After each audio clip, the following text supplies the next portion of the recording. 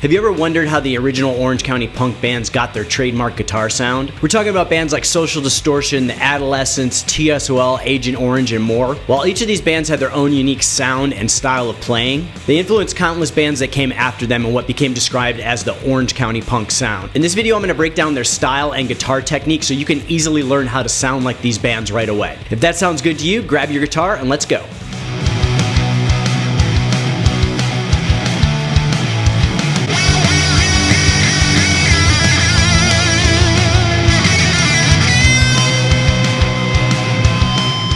Alright, the first band we're going to talk about today is probably the most famous of the Orange County bands, and that's Social Distortion. And while their style has developed somewhat from their first album, they're really known for their big sounding, dark, distorted guitars. So one of the tricks Mike Ness and Social Distortion uses to get that darker, driving, powerful sound is the use of inverted root power chords. So a good example of this is the song Cold Feelings from the Somewhere Between Heaven and Hell record, and it starts off like this.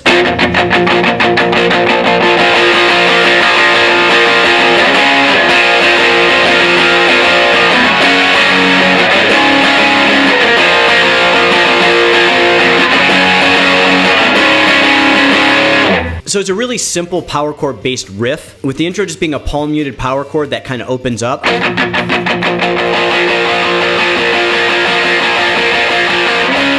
And then we just accent on the C sharp. But what really makes this sound like a Social Distortion song is the chord progression in the verse, which is also actually the chord progression for the chorus. So we start off with an A sharp 3-note power chord. Then we go to an F sharp major bar chord. And it sounds like Mike Ness is playing the bottom 4 or 5 strings on this. And we end on a C sharp inverted root power chord. So this chord is basically the same as a 3-note C sharp power chord, except we're bridging our index finger across the low E string as well at the 4th fret, and we're getting that inverted root. So basically what this does is it doubles the G sharp note that's already in the chord and plays it in a lower position than the root note, the C sharp, which makes it an inverted root power chord, which gives it that kind of dark sound. And Social Distortion loves to throw like one of these chords in their chord progressions. So a lot of times they'll play a normal power chord progression, but then they'll throw in one of these inverted root power chords to give it a kind of darker tone. And another great example of them using this inverted root power chord is in their brand new song, Born to Kill. But in this song for the chorus, they actually start off with the inverted root power chord.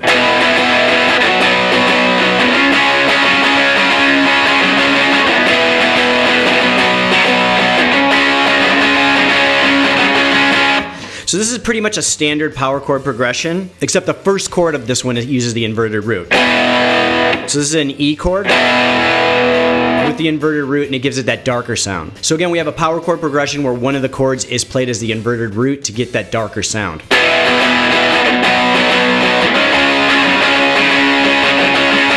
And now in most of their songs, Social Distortion will tune down a half a step. I'm playing in standard tuning just to keep it easier here.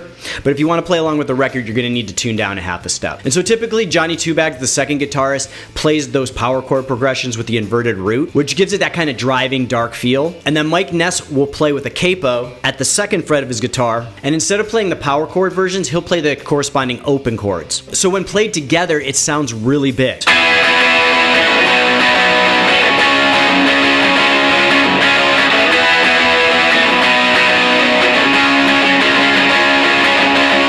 So it's the same chords, it's an E, just using the D shape of the chord 2 frets up, to a B, using the A shape of the chord 2 frets up, to the C sharp power chord with accents, very similar to the way Johnny Two Bags is playing. So we have Mike Ness playing.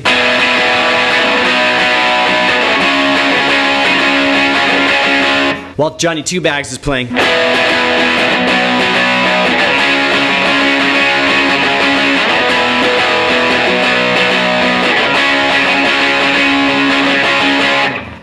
And combined together, they sound really powerful and big.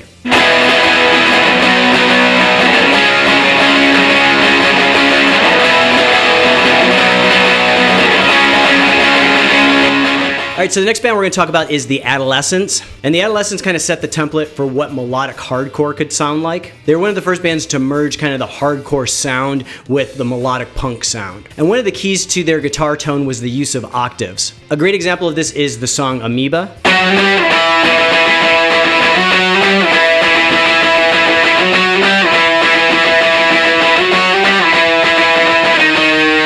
And so instead of playing power chords for this song like their contemporaries might have,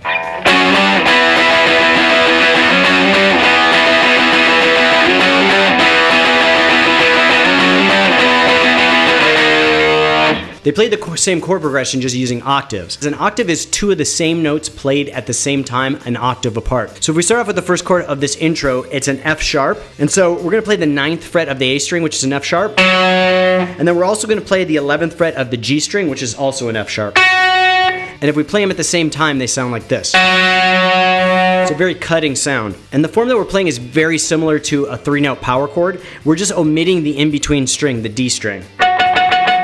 And to do so, we're just going to mute it with the pad of our index finger. So we're going to play the 9th fret of the A string, we're going to mute the 9th fret of the D string with our first finger, and then we're going to play the 11th fret of the G string with our ring finger. And so we strum all 3 strings, but only 2 ring out. And like the Adolescence did in the intro of this song, we can substitute an octave for any power chord. So if we would normally play an F sharp power chord, we can just substitute the F sharp octave. And in addition to playing octaves over the corresponding chords, we can play a melodic octave pattern like the Adolescents do later in the same song.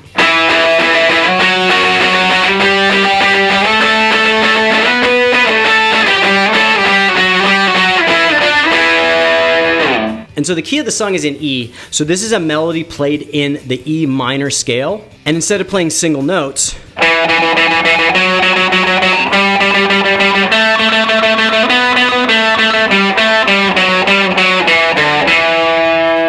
so we're just playing it in the corresponding octave.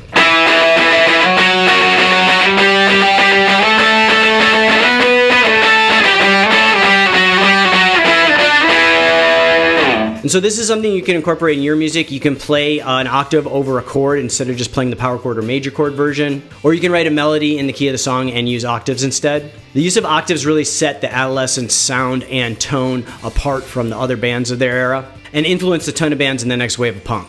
The next band that really had their own sound and tone was TSOL. And while they're technically from Long Beach, a lot of people lump them in with that Orange County sound and scene. And they had a much darker, almost gothy style tone. And they achieved this sound through the use of minor chords and arpeggios. A great example is one of their most popular songs, Code Blue, which starts off like this.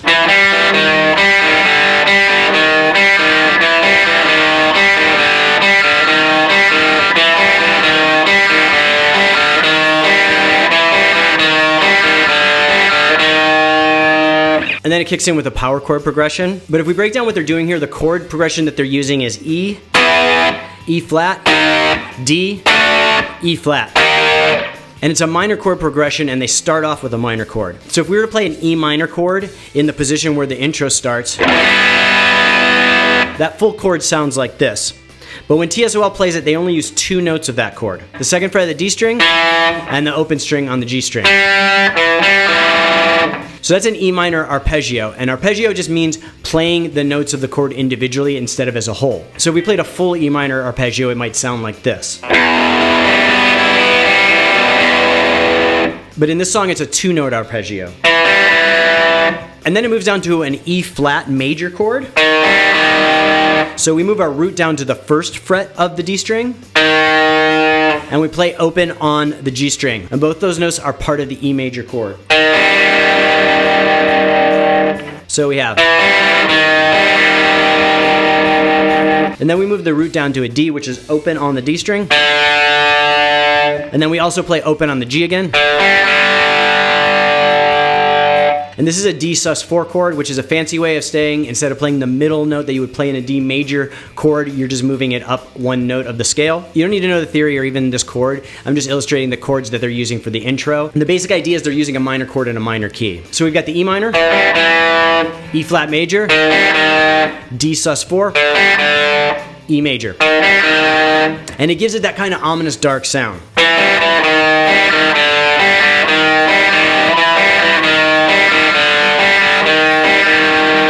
And so the use of the minor chords with the arpeggio for that dark sound really kind of set them apart. And another similar example is the song Sounds of Laughter from the same record. And the chord progression here is B minor, C minor, A major, D.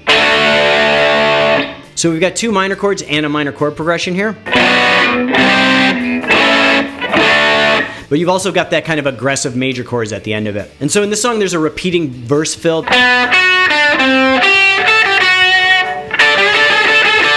So packed into that whole thing, we've got the minor chord arpeggio, another minor chord arpeggio, a little section of minor scale, and then a rock and roll style double stop bend at the end. So breaking it down, the first chord we have is a B minor. So we're going to play that B minor arpeggio. So these are just the notes within that B minor chord. Then we've got a C minor chord. So we've got the C minor arpeggio, but it's just two notes this time. Again, notes within the chord. So. And so the rhythm moves up to an A major chord, but we're going to play an A minor scale over it. And then the chords moves up to a D, so we're going to play a D double stop bend. So all the way through again we have.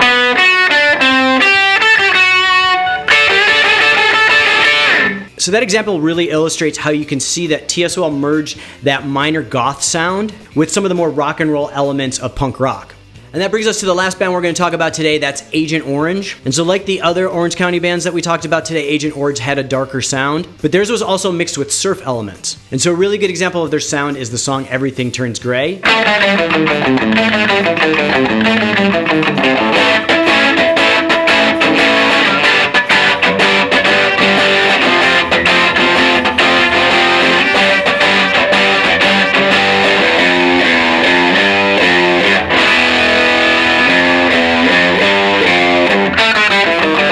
So we're going to start off with kind of a minor scale that also has some blues notes thrown in. It's also kind of got a little bit of a surfy vibe.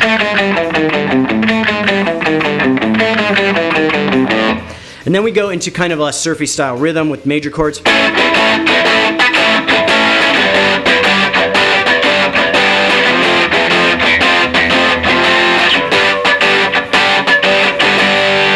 And then again, more kind of surf style mixed with rock. We've got those single note riffs that the surf bands like to do.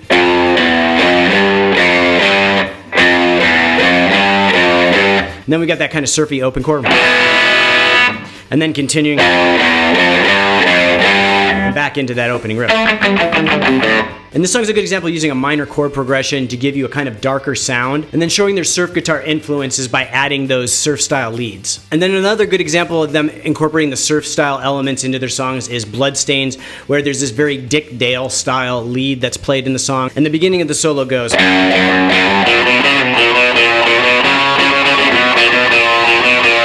So we've got that very Dick Dale inspired lead thrown over the top of a punk song, which sounds pretty cool.